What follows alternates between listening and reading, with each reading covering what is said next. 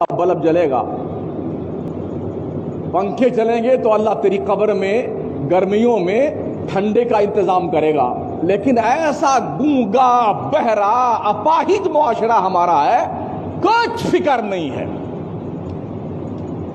یوں تو فکر ایسے بھی نہیں ہے، دوسرے جب جھولی پھرائی جاتی ہے تب سور داس ایسے آنکھیں میچ کے بیٹھتے ہیں کہ جھولی پھرانے والا گزر جائے خیریت سے، ہمیں 10 روپے ڈالنے نہ پڑے تو بڑا اچھا ہو.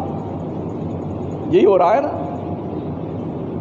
مسجد کا پنکھا استعمال کرتے ہو، دن بھر اس کو مسافر خانہ بنا کے رکھتے ہو. اللہ کے گھروں کو کولر تمہارے باپ کا چلتا ہے، بجلی کا بل کون بھرتا ہے؟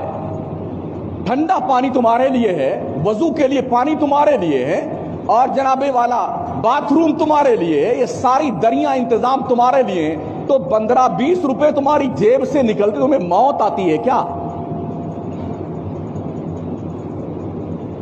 کیا ہمارا دماغ جو بھیجا ہے نا وہ سڑ گیا ہے بات سنتے سنتے؟ کچھ سمجھ میں نہیں آتا ہمارے.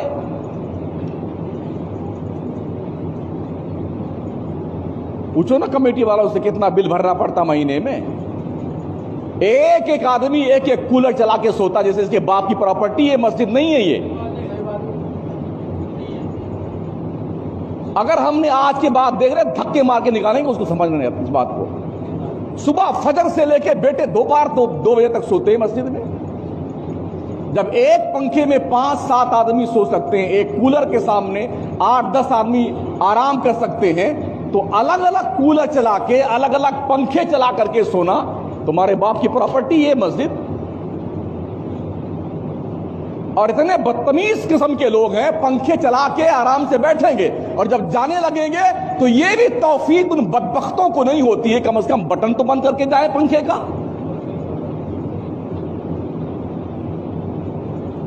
ارے مسلمان ہیں یا اینٹ پتھر ہیں آپ؟ کچھ بھیجے میں بات سمجھ میں نہیں آتی ہے کیا؟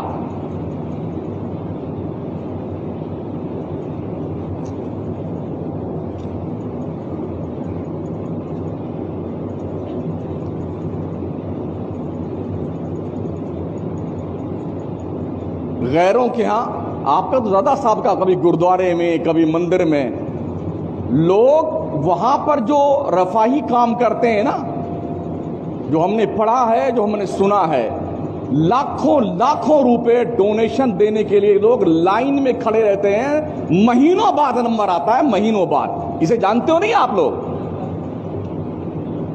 کہ تم کہاں مر جاتے ہو جب تمہاری مسجد کی باری آتی ہے؟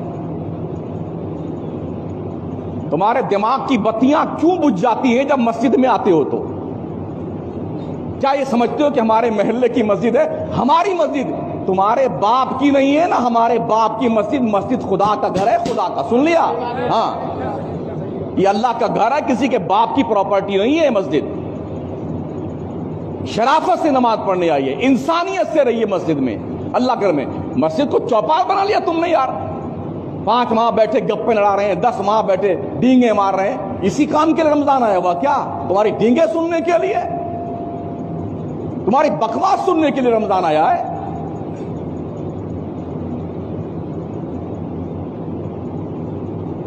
یہ سارے کام مسلمان کرتے تھے، رفاہی کام. آج دنیا اس کام کو کر رہی ہے اور اس کا پھل انہیں دیا جا رہا ہے. اللہ صرف